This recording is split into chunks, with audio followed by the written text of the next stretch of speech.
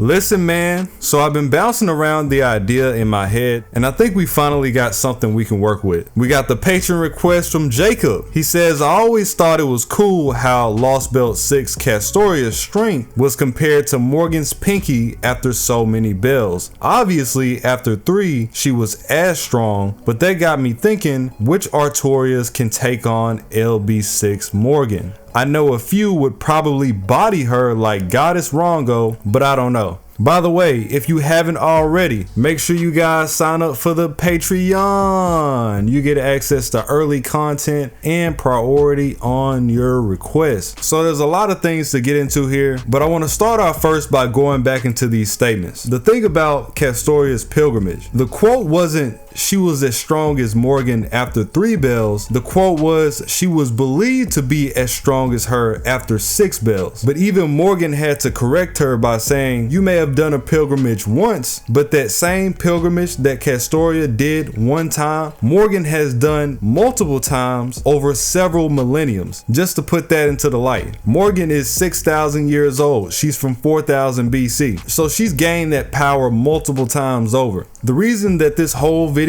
is putting her against the Saberfaces instead of just Artoria is because there will be no video. Just so there's no confusion, Morgan is a bar none top servant, one of the best mages. Like, I'm not even kidding. She's only mentioned among some of the best in all of the franchise. And as a Lostbelt king, she already stands above most of the top servants to begin with. Generally speaking, you only hear her mentioned among the likes of God Juna and Lostbelt Zeus, who we know both have the potential to destroy the planet. And the same thing would go for her if she pushed her limits. We know one of the only entities that Morgan even feared were Cernunnos, who also has potential to destroy the planet. In fact, he was literally there to do so. This begs the question, okay, how did she even go down in the story? And you know, of course, it's a story. The narrative required her to go down because Castoria was supposed to be her successor and fulfill that role. She exhausted most of her resources, she was manipulated, she had her people turned against her, and most important of all, she let her guard down. Anybody can get backstabbed no matter how powerful you are. We've seen it multiple times throughout history. Coup d'etats, revolts, assassinations, you know how it goes. In this case, Morgan would be at her best barring her territorial advantage. She has Age of Gods level spells, top tier reversals, she can duplicate herself, some of the highest mana reserves that we've ever seen, and she has 12 Rango minions. Extremely powerful, extremely diverse. One of her only drawbacks is her durability. So if she blows everything she has and doesn't have anything to defend herself, you can catch her there. Now in the past, we did the matchup with Artoria and Muramasa, and I went into the fact how Artoria would come on top most of the time just from her having Avalon. Both Artoria and Muramasa are pretty much one-trick ponies. It's just that Artoria's trick is ultimately better. That becomes a real big issue when she's facing against somebody as diverse as Morgan, when all she has to do is find a way to put Artoria at a deficit. And I mentioned this before. Yes, Artoria can keep using Avalon, but if you were to find somebody that can separate that divine construct from her, she's screwed, because that's majority of what she has going for her, especially considering that she's already limited from having the seals in the first place. That would be the issue here. One of the only advantages that Artoria has over her is that durability. But if Artoria can't get in on her, then it doesn't happen. So it would be a situation where Artoria, and we're using Artoria at her best, Avalon included, even at her best, it would rely on Morgan letting her guard down, which she normally never does. That's the whole reason why she reigned for multiple millenniums in the first place. It would require Morgan to let her guard down, and it most likely would again have to be a circumstance where she would do a charge Excalibur instead of doing a blast, because that would just be much more efficient. Even that becomes an issue when you consider that while Morgan does have low durability, her endurance is up to par. She can clone herself multiple times, and the clones act in the same way. They're indistinguishable from her, so you wouldn't even know the difference, especially considering Saber, she doesn't really have any skills to figure this out. If you pushed it and used her instinct, she would have to do that multiple times over and then eventually finally get it right. And it's like, how many times can you get lucky really? Luck may save you a few times, but Morgan can make nearly a dozen clones. You telling me that she's gonna get lucky over a dozen times? I doubt it. Even if you were to use Salter, the one under Dark Sakura, who potentially could just spam Excaliburs over and over again, well then she gives up Avalon. So then she doesn't have the proper defense to defend herself. She becomes a lot more like Morgan, but this is gonna work against her when you consider that, once again, that one trick pony element. She doesn't really have anything else going for her except Excalibur and her fighting skills. Whereas Morgan has things like her water mirror, which essentially act very similar to Avalon. These water mirrors can literally take moves, absorb them, and throw them somewhere else. And she can do it multiple times. So in a way, she has her own Avalon and Salter doesn't. So that will be an even worse matchup than the first one, because Morgan also has a very high energy reserve. She has a very high energy capacity, and she's not weak. She has her Rango minions, which we know can destroy entire Lostbelt's dolo. Her Rangos can cross dimensions. They're stronger than Wodame's Magecraft, which is Age of Gods level. If you've seen LB5, you know how ridiculous that is. And I hate to use Wodame as the base because he was kind of dying at the time, but that aside, considering that his LB5 version is also one of the strongest mages, and it took everything he had to block just one Rango minion, and you'll see why this is an issue. This is the same guy that beat Zeus, by the way. So for Salter, without having Avalon, her offense would have to become her defense. She would have to defend with her Excaliburs as well, and she's not going to outdo Morgan's Rangos with her Excalibur, especially considering that Rango is said to be bar for bar the stronger weapon of the two, and Morgan's also doesn't have limits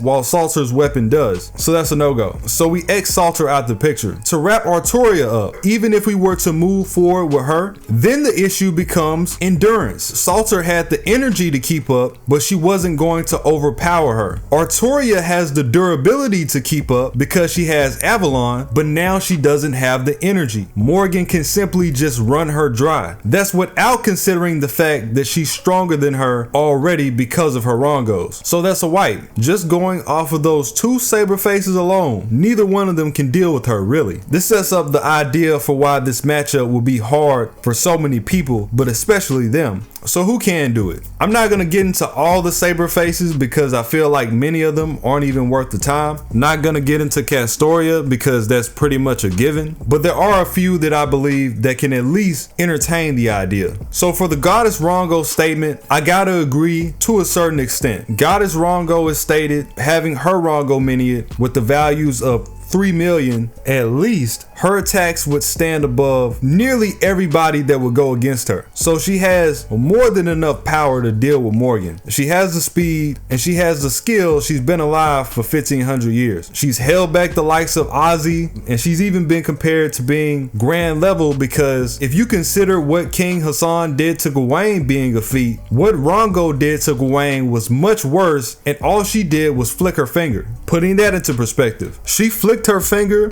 and threw Gawain past the wall outside the kingdom of Camelot. As far as Morgan, her level, she's like a god without being one. She's a high level fairy, one of the closest ones to the planet. So not only is she god level, but she's like god level multiple times over. It gets that bad. The problem with Rango is that she doesn't really have any feats. And this is funny coming off the back of the fraud video that we just did, because she kinda aligns with that, but she hasn't really went against anybody that's particularly strong. Like, I wouldn't call her going against us a real feat, right? And we are one of her most formidable opponents. We didn't beat her. As I mentioned before in the story, she literally gave up because that's what the narrative revolved around. And it did make a lot of sense. You had Chaldea in the mix, you had Ozzy's forces, Hassan's forces, and with all of that, we still weren't Lostbelt Morgan level. So even if she were to go against somebody of that caliber, there's nothing necessarily to prove that she would just outright run over them, other than and her being extremely strong herself. And you guys all know power isn't everything. Sure, she's extremely powerful, but again,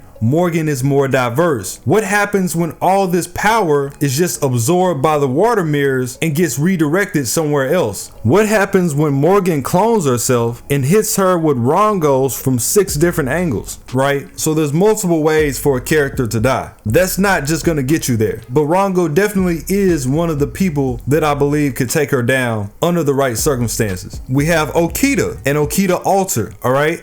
Believe it or not, I think Okita and her altar can take her down. And the reason why is that both of them, their Noble Phantasm, are comparable to magic level spells. They literally manipulate time and space itself. So it goes far beyond just them being powerful. You could be weaker than Morgan and still beat her, but how are you going to get to her? Okita's Phantasm in particular, her 3-stage thrust, could potentially get to her because it's a lot like Sasuke's Super Meigeishi and exploits the character's defense. In the best circumstances possible, even Morgan's water mirror isn't going to catch a move that's manipulating time and space. So by that logic, Okita could kill her. It would just be much more unlikely. The issue comes in with base Okita when you consider the feats. It's the same thing as Goddess Rango. She's done this move against powerful enemies like Nobu, but she hasn't quite went against somebody that's Morgan level. So there's nothing to really prove that beyond her being able to get through that gap of her water mirror reversals. And here's another thing that I want to get into while I'm on Okita. If it wasn't hard enough to take Morgan down already, she has her own version of a gut skill where she will continue to battle even in the worst circumstances at least one time. At least one time. So whatever you have to do to her to get the win, you have to do it to her at least twice. That makes it really bad for a lot of servants. So this means that against Morgan, you can't even get lucky against her and still win because you have to come back around and do it again. That's not considering the clones to take some dummy hits in the first place. That's considering that you hit the real Morgan, you gotta bring it back around to hit the real Morgan again and get that lucky for a second time.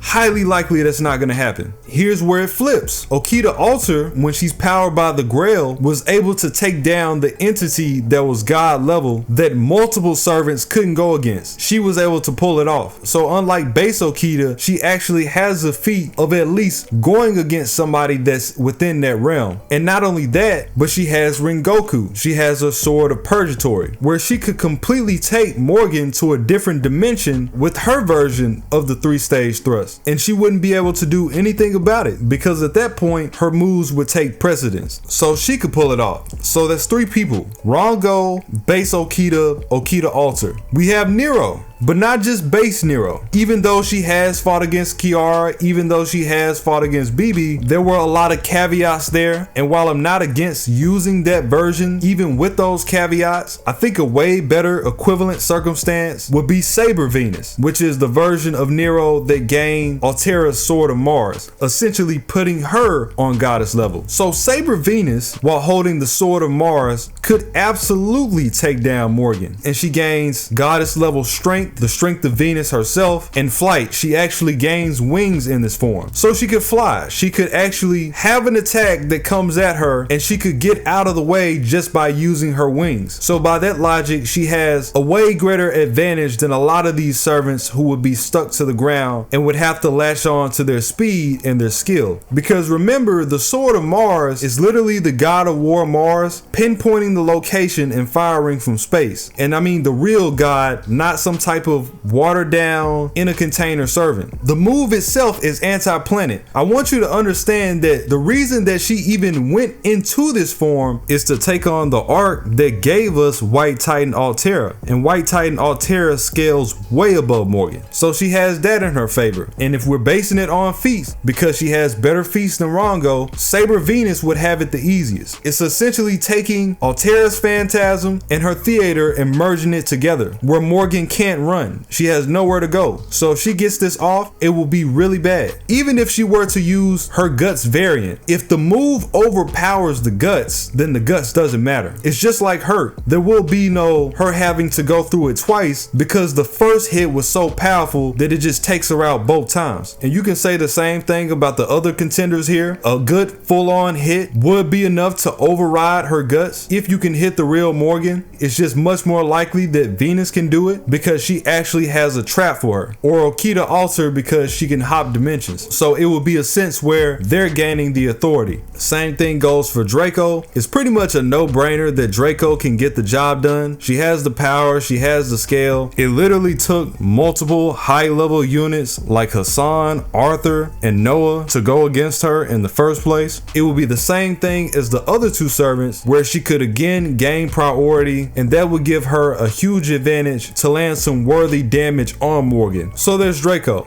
And then the last set of people, Mysterious Heroine X and her alter, MHX. Now this is interesting because the situation where Arturia and Salter fail, the MHXs can kind of back that up because they do have really good feats. They have taken on multiple servants in the servant universe where servants are even better than their original variants. They've taken on multiple servants at once by themselves, and best of all, they're Space Arturia. So they're essentially just Arturia but better anyway. They already scale higher than Morgan just by existing. They spar with entities in space for fun. In her background, it's literally said that she's capable of destroying planets by herself. Planets, not a planet, but planets, and that's proven. It's not even like we're guessing. This would be one of the only circumstances where power could override Morgan because they're just that good, and they have the skills of Arturia because they are her. And also, they have some pretty interesting kits in their own right that go beyond the original Arturia with things like her Cosmic Reactor, which is basically Saber's Dragon Reactor, you know, the dragon core that she had, and ramps it up to a cosmic level. So essentially, MHX can't run out of energy. And whereas Salter had the energy and she would have prioritized using Blast, MHX has the energy, but she's going to be the type to get more inside, which is going to prove to be a very big issue for Morgan, because that's where she's at her weakest. Same thing for MHX Alter. On top of her being able to take out planets, she can take out stars. It actually gets ridiculous. I wouldn't say that she's fraudulent because again, that's a part of her job. It's an understood thing that that was the role that she was playing off screen before we showed up in the servant universe. I wouldn't give any one of them territorial advantage because I know that would just tip the scales. I would just give Morgan the advantages that she had from being in her territory, because that's how she had so much mono reserves and whatnot in her Rangos that were literally a part of Ash's throne room. The same way that I wouldn't put the fight in space for MHX because that would give her advantage because that's what she would normally reside. So if we take these bouts and go straight down the middle, make it fair for everybody, I would say Saber Venus and Draco first, MHX and then her alter, Goddess Rango, and then Okita and her alter. It would be a very difficult and intense matchup for nearly anybody that she goes against unless you just start grabbing the strongest people you can think of at their best. She's just that good. It is not a joke. And the craziest part about it is it gets worse than her. In a fight where it went in Morgan's favor, even lacking the home court advantage, then nobody would beat her. On this list, I mean. But that would just be the most favorable of circumstances. She could potentially clear everybody on this list. There's nothing stopping her from doing that. And mind you, this isn't even everything. This doesn't include her Fey Eyes, doesn't include her territory creation, her ability to teleport, or her mystic codes. This is just assuming you know the bare minimum. So just the idea of entertaining somebody beating her is impressive on its own, let alone actually doing it. Because most people wouldn't even get that far. I'm gonna be completely honest.